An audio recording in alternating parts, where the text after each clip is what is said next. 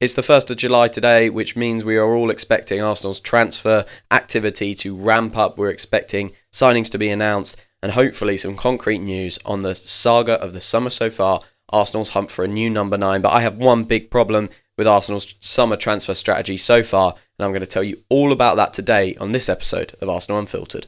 Let's get started.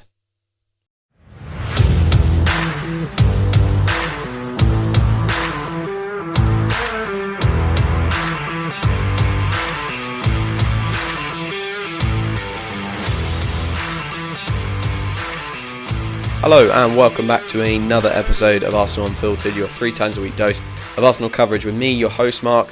Wherever you are in the world, I really hope you are doing well, that your family are well. And if you're in the UK right now, I hope you are coping with this heat. I am not coping with this heat. I have somehow managed to get ill in this heat. I have a cold in 40 degree, or what feels like 40 degree heat. I think we topped out at about 32 yesterday with a really high feels like.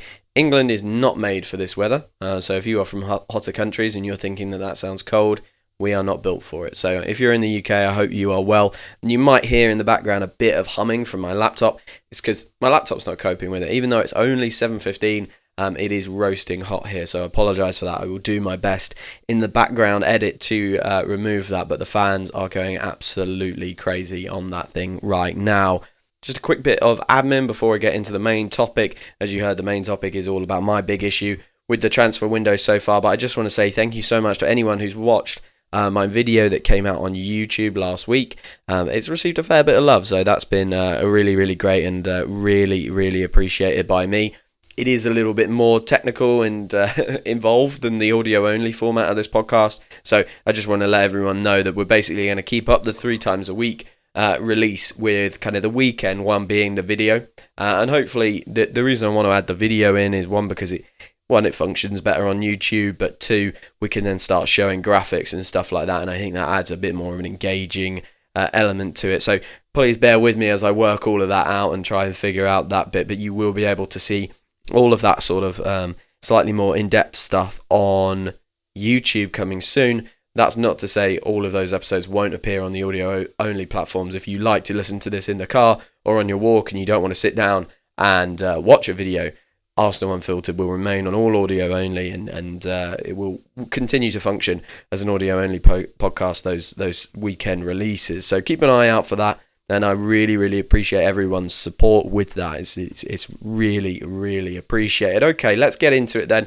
The topic for today, my big concern with Arsenal's transfer strategy, and I didn't want this to be a really negative podcast because I think my biggest concern, it is a big one, but I think generally Arsenal are doing a good job. I'm going to get that out there before anyone criticises, being negative about what's happened so far. So let's sum that up, really. I think the Zubimendi deal is hopefully 24 to 48 hours away from being announced. We are now in July. We know that Sociedad wanted that in July for accounting reasons, and they wanted that announcement and the official transfer to be done. I believe that's something to do with Spain's regulations rather than the UK's regulations. They're different. So we'd see that soon, and that will go a long way to replacing Thomas Partey, who I believe as of this morning is no longer an Arsenal player. And that is certainly what all the reports suggest. Arsenal, of course, haven't announced it yet, but I would expect to see that come out today. The Kepa deal is another one we're expecting imminently. Again, both of these were release clause deals, so very easy to get wrapped up. £5 million release clause for Kepa, pragmatic business, lovely jubbly.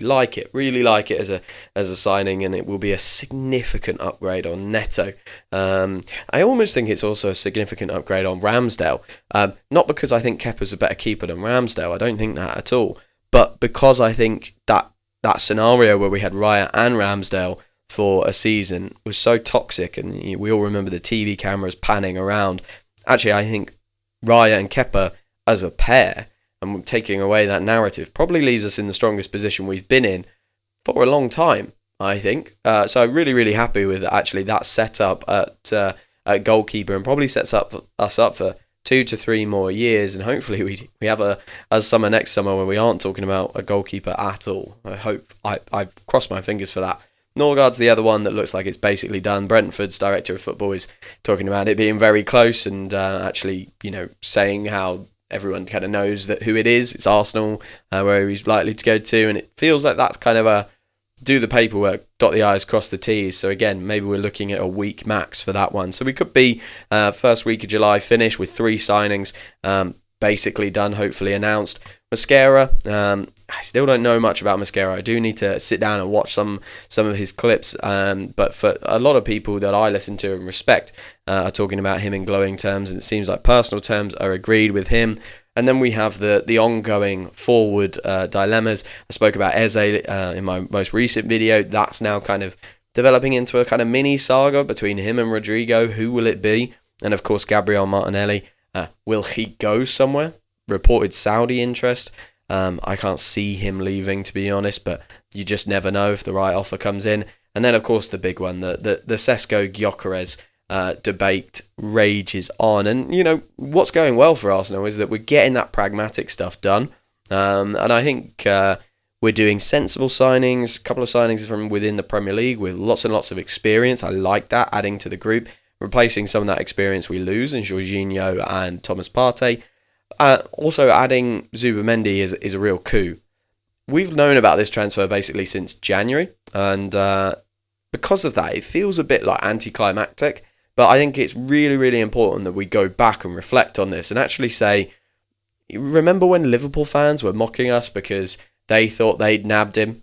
They thought they'd got that over the line and they were super, super happy. And then Real Madrid were in for him as well. Like, this is a big, big player. I think there's a rumour that City maybe wanted him as well at some point before they went for Nico Gonzalez in January. This is a big player that lots of the top clubs in Europe wanted. And look, I think if we'd had an Orn bomb last week for the first time about this, and then it was announced this week, we'd all be extremely excited about this one, and we'd all be going, wow, what a transfer. We've managed to get that done for relatively little. Yes, we've paid more than the release clause, but that allows us to do it in installments, so financially it makes a lot of sense. I think we've forgotten how big a coup that Zubimendi deal is, and I think a lot of people who are tactically in the know are looking at that and saying this is going to unlock a lot for Arsenal. And we think about low blocks and we think about the attackers attacking low blocks and how do we get them to do things slightly better.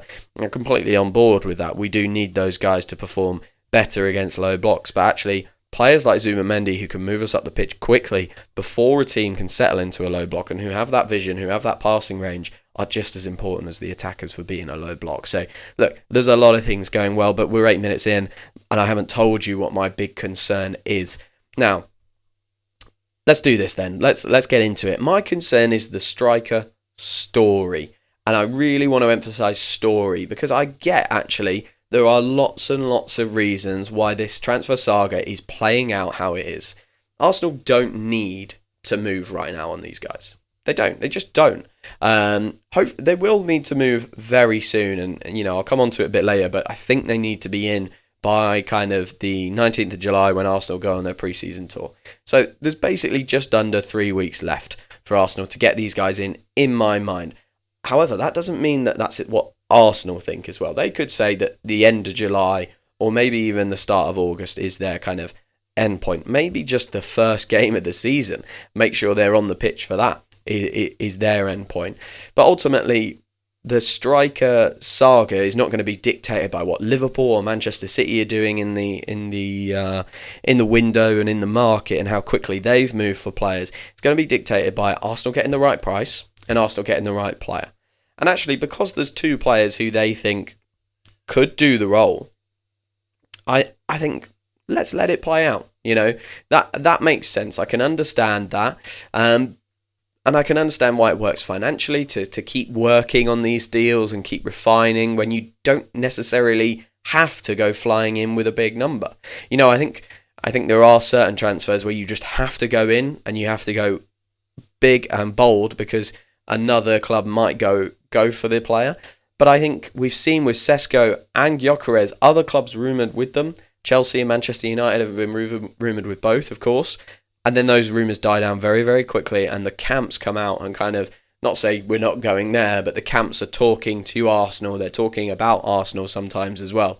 So, look, I understand why it is going on for so long, but my concern is that we are feeding a media narrative. Now, this narrative has been going on for many, many seasons, right? It's been going on when Gabriel Jesus could stay fit. It's been going on when we moved Kai Havertz up front, and people question Kai Havertz. I'm still yet to understand why, but people do question him a lot. And this narrative is that Arsenal will never win anything without the right guy up front. It has to be the number 9. It's all about the number 9. And we can debate whether that's the right thing or not. I would say it's probably not. I would say it's creativity and finishing, not just finishing on its own. However, the media narrative is what the media narrative is, and it's about the Arsenal number 9, and that is going to be the story of the summer across the Premier League. You know, Florian Wirtz's deal was done so quickly for Liverpool that almost not really featuring too much now in the media narrative. We're not kind of talking about him breaking the British transfer record or anything like that. That's not really around in the kind of Sky Sports and wider media narrative. The narrative they're talking about is the Arsenal striker. And the longer we drag it on, I think the more fuel we give to this fire about who is the right guy. Because if Arsenal look like they're not sure who the right guy is, then of course the media are going to jump on that and probably try and expose that with, not with, unjust questions, but we know how powerful narrative is in football. And I love to think that players don't succumb to media narrative. I love to think that a player can come in and there can be all the chat in the world about them, online, in the papers, all of that sort of stuff. I'd love to think that, and they perform, despite the chat and the narrative, but I really don't think I can convince myself that it has no effect. And, we're signing this player to win us the Premier League or the Champions League this season. I think we would, if we don't win one of those big trophies this year, Mikel Arteta's position, it's not untenable, but I think it does come under scrutiny and question at that point. And, that's probably a separate podcast. But this player needs to come in and support us to win this season. Now, he's not going to be the only bit of it. Our players staying fit is going to be another bit of it. Ødegaard coming back to full form is going to be a bit of it. Martinelli stepping up. The new winger signing is going to be a bit of it. It's all going to come down, but what the media are focusing on is this number 9. There's going to be more pressure on Sesko or Gyökeres, whoever it is that comes in, than there is on any other player in the Arsenal squad, in my opinion, next season. Are Arsenal making that scenario, the pressure scenario, worse by dragging it out and not saying clearly, this is our guy? We have gone out and got our guy. I think that might be something that could affect our new striker, whoever it is, when they come in. Look, they're both young men.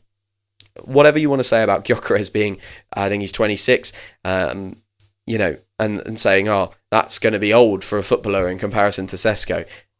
It's not old, though, is it? It's old for a footballer and giving a 5-year contract because they'll be 31 at the end of it. But it is not old in terms of maturity and dealing with that pressure and dealing with the media scrutiny that comes about.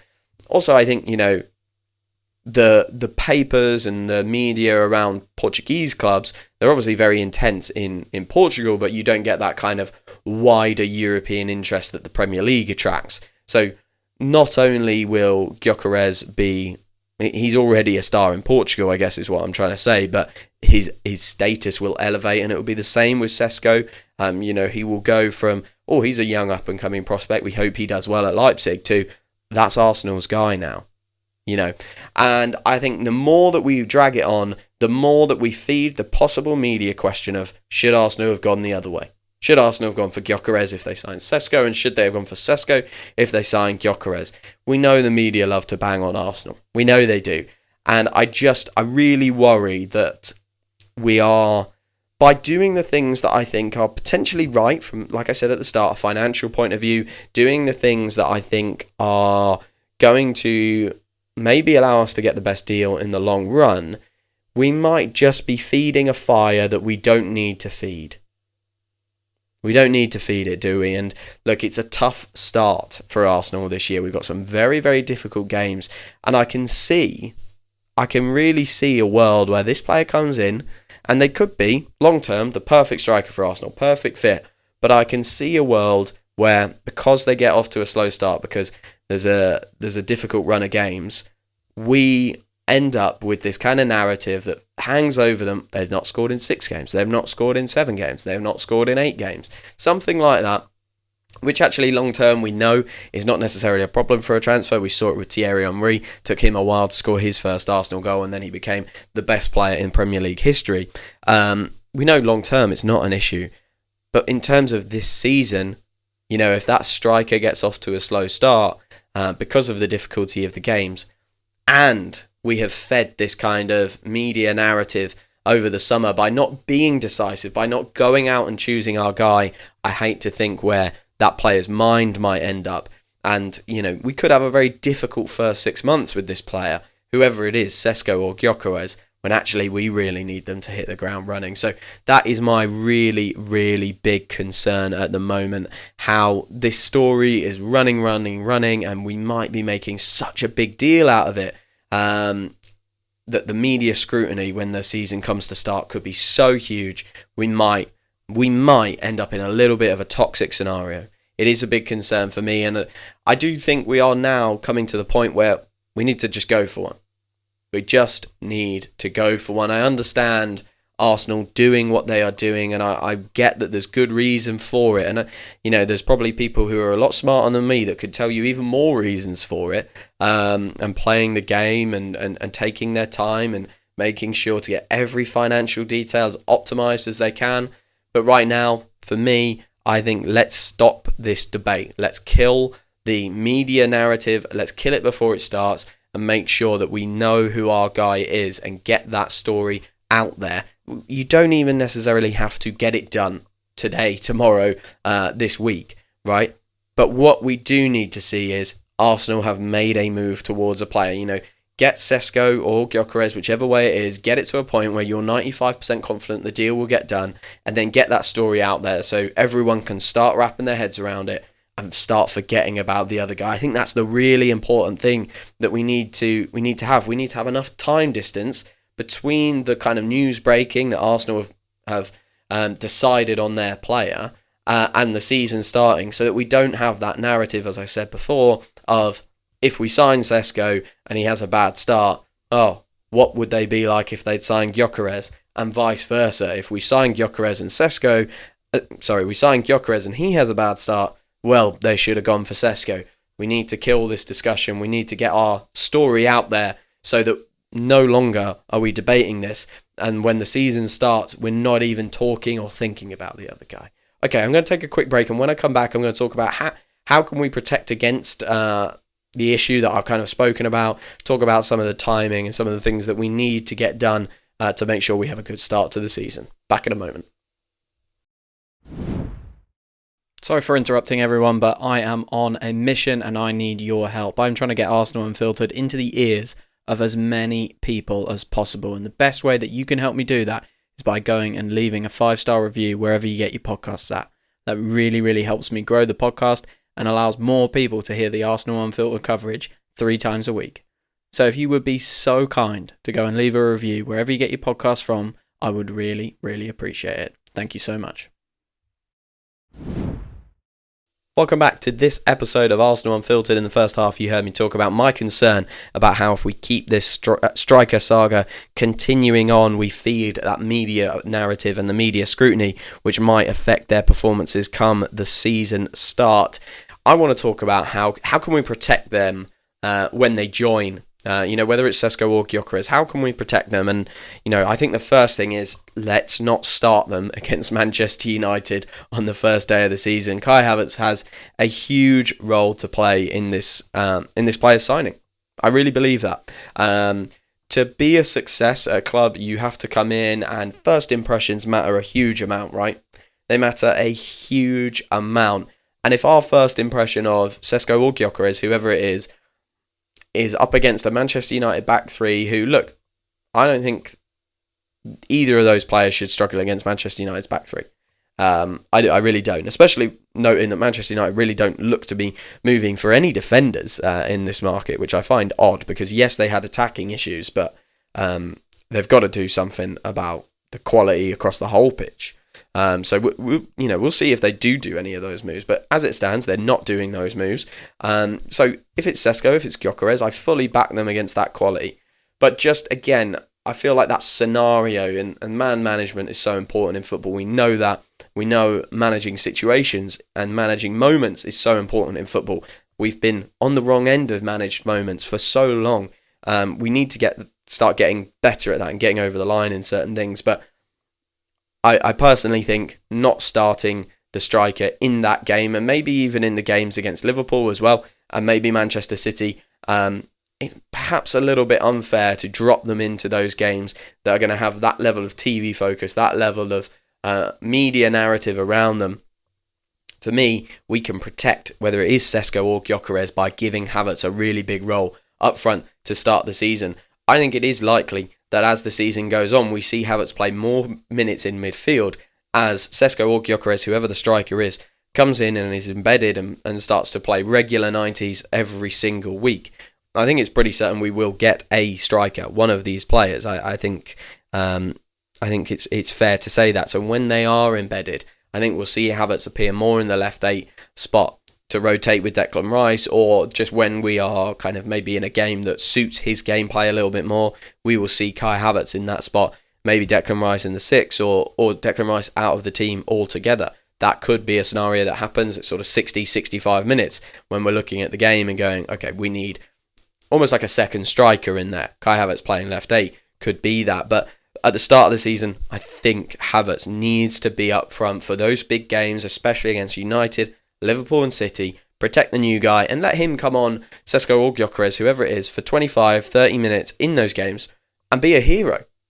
You know, if the scenario there with let's I'm just going to say it's Sesko. You know, I'm going to say it's Sesko for now. The scenario if he starts and doesn't score for 60 minutes is, well, looked okay, you know, maybe didn't do the job, didn't score the goals that Arsenal needed. You know, you can already start to hear the narrative. You can start to hear Gary Neville's voice, can't you, on Sky Sports talking about it. If Havertz comes in, we either start winning the game, you know, which is a great position to be in, and then you can bring the new player on, pressure-free. You know, Arsenal are in the lead, fantastic, and he's part of a victory, nice and quiet.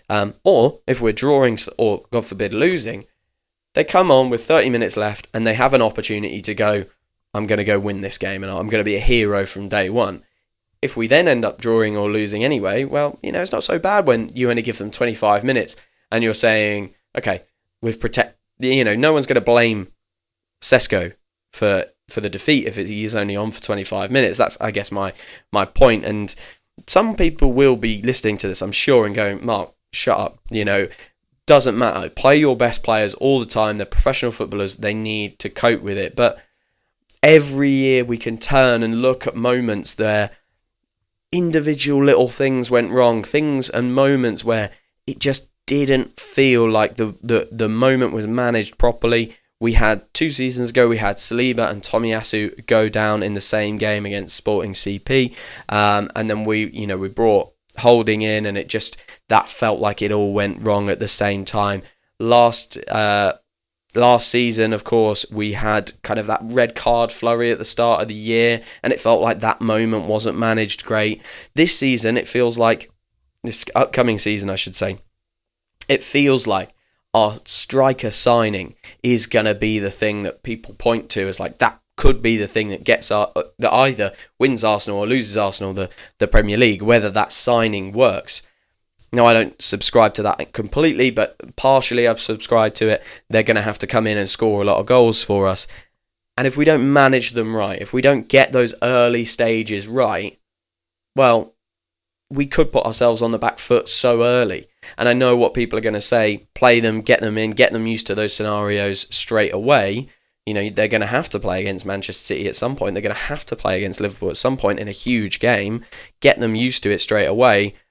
But actually, if we expose them to that too early, we give them a scenario where it's a bit too much pressure too early, and we don't manage that kind of player into the Premier League, into the club well enough, we don't integrate them in a slow, consistent manner, it could take them 6 more weeks to get up to kind of confident levels and get integrated and feel like an Arsenal player. 6 weeks we don't have in these title races. That is 6 weeks we do not have. So I really do believe Kai Havertz taking a lot of minutes up front can be really, really useful. I think Saka, Odegaard, Martinelli have to hit the ground running as well. There will be the obvious focus on who is playing number 9, but then there's the burden of goals, and the burden of goals can be spread around the whole team, and I think Saka, Odegaard and Martinelli will have a huge role to play. Plus, whoever the new left winger is, if we bring a new left winger in, Eze or Rodrigo, they will have a huge role to play.